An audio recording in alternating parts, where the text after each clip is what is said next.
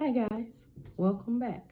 Welcome to Heal to Shift, where we're trying to build this community where we can all gather together and heal and share our experience with these narcissists that we are learning about nowadays.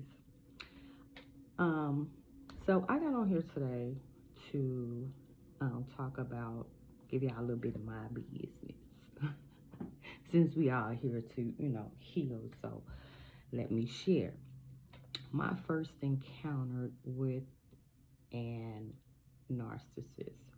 Um, my first encounter with a narcissist, we had a child together. I do have a child by a narcissist. And I just remember sitting on the couch after dealing with him for a while and just trying to figure out what was going on. What do I have myself into?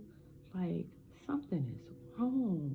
I have never experienced these type of behaviors in a relationship. But of course, like if you are raised by a narcissist like I was, you are groomed and conditioned early on um, to accept criticism and like bad behavior and things like that. So, and us as empaths, we think we can fix somebody. We think we can change somebody because of our heart. We just want them to be better. We want them to be a better person or whatever. So we hang in there and we deal with them, which can't change them. That's not a good idea. That just make you take a big blow to your self-esteem by staying in it for a long time and dealing with, that type of behavior. The ghosting, first the grooming, the love bombing, then the lying, the cheating, the criticism, the it's just a lot that you deal with, and like I said, I was raised by a narcissist, so the criticism is felt felt familiar. So it feels like, I mean, you don't know anything different. Like you've been criticized and mentally abused as a child. So therefore, when they do it, it's like, even though you like something is wrong or whatever, still feel familiar. You still hanging there. You still like, I'm a change him. I'm gonna change this person, and that's not gonna happen. Those are children trapped in adult bodies, and it's just not gonna happen unless they somehow realize what they're doing to people and they want to change themselves. That's the only way it's going to happen. Other than that, you have to get out. You have to leave. It's just tearing you down, you know, the things that they say. And I've been hearing that type of stuff ever since a kid. So it's just like, now that I know, you can't let somebody tell you who you are or what you are. You have to think and be like, is that true what they're saying? No, it's not. And you don't believe it. That's the only way that your self-esteem won't take a blow to what they're saying. But you definitely can't stay in that for a long term, because it is damaging to your mental health. You get to the point where you start to suppress the stuff, and then you'll get to the point where you start to suppress everything, and that's not good for your mental, and that's not good for your memory, because you got to try to separate, like suppressing all of the criticism and mean things that they say, but then you start suppressing important things as well. And no, we're not doing that. We're leaving, And I know it's hard. I know. I was I looked up and I was in that thing for 9 years. 9 long years on this roller coaster that went nowhere, around in a circle. That's all it did. 9 years. In we also was married in a loveless marriage because they don't know how to love. They don't care to love you. They don't. And it's hard to accept, and you don't want to accept it, especially people that's still in it, and then think that things will be different. They will come back and say, they'll come back over and over, but they'll come back and they'll say, oh, I want to be different, I want my family back, I'll change, I'll go to therapy, I'll do this and I'll do that. Yeah, gaslighting and love bombing right there to manipulate you, because it's all about control with them. Everything boils down to control. They have to have complete control over somebody completely. That's sickening to me, but that's who they are. They got to have the control over every single thing. They don't want you to have any say so in your own life or anything. They just want to have complete control. Everything comes down to control. So they'll say anything to get you back because they need that source of supply from you. They can't stand that they might be losing you. They don't want you. They just don't want nobody else to have you. So they do whatever to get you back. And once you get them back, that I'll go get help go right out the window. And there you go, back on this roller coaster, going round and round in circles. And it's ridiculous, and it's crazy, and it's a waste of life. It's a waste of life. Nothing, only good came out of that relationship was my daughter. Other than that, everything was just so damaging. So damaging. But you have to allow yourself, build up the strength to walk away and allow to feel those feelings. You need to allow yourself to feel those feelings, feel that hurt. Some people go back because they just like, oh, it's just too hard without them. This hurt, and it do, and it really do, and they such horrible people. Why? I mean, that's because we as empaths, we have a big heart and we love hard and things like that, but they not reciprocating the same thing to us. We're giving all the love and everything. We're giving everything in us. That's why it's so hard for us. It's so easy for them to move on and cheat on you, and when you finally do discard them or leave them alone or whatever, they're in another relationship already. They get to social media, or if it was social media at that time or whatever, or somehow you find out they with another person. My thing was my daughter, whenever we got out of the relationship, it was always back and forth. Whenever we broke up, just for a day or two, he like, I want to come and get my daughter. And of course, he'll send another woman to come and pick up my daughter. That's manipulation. That's trying to make you give in and be like, oh, I don't want to see this. I don't want to see this. I don't want to go through this. You have to choose your pain wisely. Do you want to hurt temporarily to get over this and move on? Or do you want to hurt for a lifetime by still dealing with them? Oh, I hurt for 9 years. It was painful.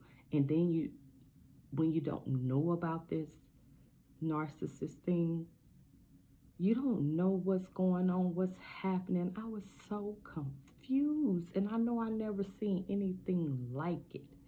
And I never, like, being raised by a narcissist mom and being in a romantic relationship with a narcissist, two different things. You're gonna see two different things. One is your mom, and you don't have a romantic relationship with your mom where you eventually have a soul tie with this person. Yeah, you have a stronghold over you. Yeah. Mm-hmm. And it really makes it hard. If you look back now that you out of that thing and be like, but don't beat yourself up. Don't beat yourself up, baby. Don't beat yourself up because you did not know. You did not know. Do not beat yourself up. And just remember, they say things to you like, nobody else wants you, but he used to tell me, ain't nobody gonna want you but me, baby. You're lovable, you are loving, and you are loved. And you are worth it having a good relationship with a healthy person. Those people are broken. They're going to always be broken. That's why we're coming to this community so we can heal and mend our hearts so we can see them from a mile away, let them go about their business, and attract more healthier person. But we have to take care of that trauma, that childhood trauma. We have to go and we have to heal that. And I know it's hard. A lot of people don't like to go back and dig up pull that scab off of that wound that hurt. But you have to. You have to. And you have to sit with those feelings, and you have to go through the emotions, and you have to let it go. That's the only way you're going to heal, because, those feelings that you try to suppress and bury alive, they don't never die. They don't never die. You cannot suppress that. You have to deal with it. I know I'm doing this myself, and I want to do it with you. So let's do this together, and I think I'm going to end this right here. So come on and hit that like button, subscribe, and share, and let's heal together. Because first thing you got to do, you got to heal before you can shift to a better you. So you have to dig up those wounds, and you have to look in the mirror, and you have to talk to that child, whatever that child, and whatever you think that your mother did not give you as a child, to heal that childhood trauma, you have to now become that child's mother. You have to go back and you have to talk to her, and you have to soothe her, and you have to give her positive affirmations. Positive affirmations, and build that inner child up and love on her. Now we have to stop putting the blame on the parent, and we have to become that child parent, because now we know what that child wants and what that child needs. And so now we have to give it to them. That's what we have to do. So let's start there. And you can go into the mirror. You can just, have that conversation with that child as many times as you need to start to feel like you feel a difference, with that child, with that inner child. Because if you don't heal that inner child, wherever that trauma started, whatever age that trauma started, that's where you're going to stay. It's 6 or 7. That's what I mean by these children trapped in adult bodies. Yeah, they have those traumas, and whatever age that trauma happened, 6, 7, 8, 9, 10, that's what age they're going to always be until they heal that. They might be getting older, but they're not growing up. They're not growing wiser, because they're stuck. And that's why we're going to come here and we're going to get unstuck. Yeah, we're going to talk about this thing. We're going to do our positive affirmations, and we are going to, you know, talk about. Because some of us, we can't, some of us might not even believe in therapists or counseling or whatever. And that's some, I think that's some old school trauma as well. So we could stay broken. Maybe some people don't like to tell their business. I feel like a counselor or a therapist, they don't know me. They don't know me from a can of paint. So if they go home and they not supposed to, but if they go home and talk to their husband or their kid, they don't know me. As long as I'm getting it out of me talking to a counselor. And I do have a counselor, and I'm not a counselor or a therapist. I really wish I could afford a therapist, but I do have a counselor that I talk to, and she just, to me, I feel like she don't give me any tools to to really work with, but I'm, figuring it out, and I'm gonna figure it out, and we're gonna figure it out together, and we're gonna get these things together. But she do allow me to vent. She listens, and I do get it out of me. And then if you can't even afford a counselor, the next best thing is to get these things and these thoughts and things out of you. It's a journal. Get you a notebook, a cute little notebook, or just a simple back to school notebook, and you write down how you feeling that day, or what's bothering you that day, or what triggered you that day. Get it out. Get it out of you. Get it out of you. And that way you won't have to keep thinking about it. That stuff is bad on your mental. I don't like my mental playing with. I don't. I don't like my memory playing with. I don't. And suppressing things, that's exactly what's gonna happen. It's gonna your mental gonna take a major blow. It's trying to get it out. I don't care if it's a family member that's a narcissist, a brother, sister, any of that. Like a lot of people feel like they are afraid to, you know, say that they have narcissistic family members. It's they all around us. I bet you every family got one or two, or I know a few in mine. They everywhere. And all I want to do is just make you aware of their behavior so you won't be so, hurt by things they say. Just know that they are damaged, hurt, low self-esteem people that tries to rattle the mess out of other people that they think may have a higher self-esteem than them or whatever. They gotta try to knock you down. They gotta try to damage your self-esteem. They got to. And you gotta know that, and you gotta know when they're doing that. And if you could just ignore them, walk away, trying to argue with them, like, we're gonna be talking in circles because they're gonna deny it and like, that ain't what I was trying to say. I ain't talking to you, and make you look like a plum fool, like you crazy. That's why I'm tired of suppressing. That's why I came to YouTube and I came to talk to you guys, because I'm tired of suppressing it because other people don't see it. They don't realize it yet. And then sometimes, a lot of times, they do it behind closed doors. They do it when in their comfort zone, when nobody else is around. So if they do that to you behind closed doors or in their comfort zone or somewhere, and then when you get out in public, the slightest little thing they say, and you react to it, now you really looking crazy. Now you like, look. Told you she was ticking time bomb. Told you. Baby. They play those type of games, baby. They do this crazy convert thing to convert people to be on their side, to make, that smear campaign, all that. We'll talk about that another time. But baby, they be turning you up behind your back to make the family turn on you, or their family turn on you, or what, just say all kind of crazy stuff. And if people don't know you for real, and their lies are so convincing, baby, they gonna win them over. But if it's somebody that know you and be like, they don't sound like her, they don't, they ain't gonna believe it. But they lies are very convincing, baby. They believe their own lies. They lie so much about everything.